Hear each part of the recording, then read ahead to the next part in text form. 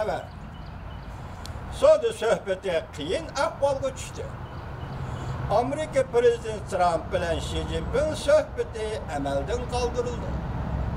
Mavzuda xabar 2 ayning 6 kuni Wall ko'chisi gazetida e'lon qilindi. Xabar bunda qo'shildi.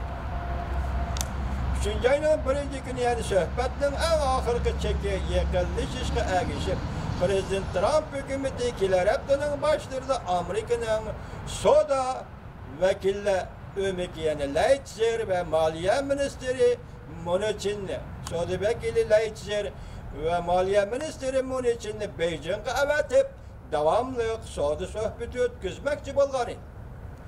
Wall ko'chisi gazeti Amerika hukumat amaldorlarining so'zlaridan naql keltirib bunda ko'rsatdi. Prezident Trump Rais Xi Jinping bilan ko'rishaman deb va'da bermagan ve nurg'un muhim fikrlarni oshkorlagan. Masalan, ikki taraf kelishim imzolashga yaqinmi kelmagan. Amerika Jungo bergan va'dalar ve mazakaz qilishga bergan va'dalarni ijro qilib, amaliyashtirishga Jungo'ning ijro qilib, amaliyashtirishiga ishonmaydi. 5-kuni Amerika savdo vakillar ishxonasi doklad e'lon qilib, unda ko'rsatdi. Amerika taktikasini o'zgartib, adolatsiz savdoga to'lagan badallarni Jungo hukumati o'rniga elish kerak dedi. Wall ko'chisi gazeti xabar qilib, bunda ko'rsatdi. Amerika hukumatining bir nafar amaldori haftaning 2 kuni bunda ko'rsatdi. 3 ayning 1 kuni oxirlashadigan suhbatning oxirgi damlari yaqinlab kelishga ergishib, Prezident Trump hukumati kelar haftaning 5'ida Amerika savdo vakili Leitzerni ve Maliye Ministeri Munichinni davamlı suhbat qurish uchun Beijing'e avatmoqchi edi. Bu amaldor yana bunda ko'rsatdi. Prezident Trump Jungo'ning Rais Xi Jinping bilan ko'rishishga ma'qul bo'lmadi. Amaldor bunda ko'rsatdi. O'tgan hafta Washingtonda o'tkazilgan suhbat jarayonida Jungo Kompartiyasi suhbatning doirasini kengaytirishga qo'shilib, bundan biron Jungo davlat bexatarligini sabab qilib, suhbatlashishni rad qilgan masalalarni vaqatan suhbat jarayoniga elib kelish qo'shildi. Yana bir xabar. Amerika Qo'shma Shtatlar Prezidenti Trump davlat xati e'lon qildi. Amerika Jungo savdosi ve Chavshan masalasi mutaxassisligining tushuntirishlari bunday. Mavzuda xabar 2 ayning 6 kuni Amerika ovozidan Xitoy programmasi e'lon qildi. Bu ikkinchi bir xil shaklda xabar vatandosh. Washington Amerikaning Moliya ministri Munichin haftaning 3 kuni mundaq dalilladi. Amerika Jungo ikki taraf kelar hafta davomli savdo suhbati o'tkazadi. Bir kun burun Prezident Trump davlat xati e'lon qilganda mundaq ko'rsatdi.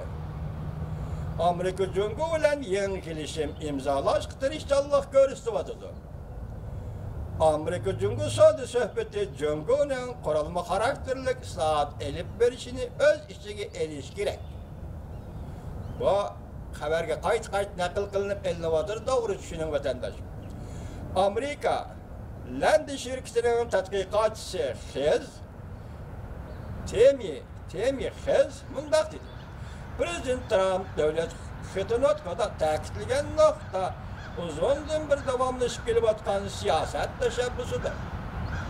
Ya'ni savdoda barobar bo'laylik ko'plagan 5 kunini Amerikaga qaytirib kelaylik degandek. O Amerika ovoziga mundaq dedi. Agar Hez apandi Amerika ovoziga mundaq dedi. Agar davlat xatida har qanday kuchur tarqatdi deyilsa, bu kuchur shuningdek iboratki, Prezident Trump maydonida chiqib turadi. Prezident Trump mundaq degan. Jungo'ning davlat rahbari Xi Jinping bilan ko'rishib, yangi savdo kelishim imzolashni bekitamiz. Maliye Ministeri Munichin haftaning 3 kuni mundaq ko'rsatdi. Prezident Trump Rais Xi Jinping bilan ko'rishmamdi. Savdo suhbatining ahvoliga qaraymiz. Munichin mundaq ko'rsatdi. Haftaning 3 kuni mundaq ko'rsatdi. Prezident Trump Rais Xi Jinping bilan ko'rishamdi. görüşmemdi. Soda söhbetinin ahvalı qaraymiz. Biz ne bildik? Leitzer soda vekili bunun için soda ministeri Beijing'e bardı, söhbet fikirdi dedi. Şunun söhbetinin ceryanı qarab, prezident Reis Xi Jinping'le görüşünü uğurlaştırdığı demekçi buluvadı. Eğer iki taraf 3. ayının 1. günüdün buran soda kelişimi imzalayalmasa, Amerika Cungu'da import kılınğan tuar mallar 25%'den başkaydı. Amerika Karxanaçılar Tədqiqat Orni Tədqiqatçısı Zankofer mundaq dedi.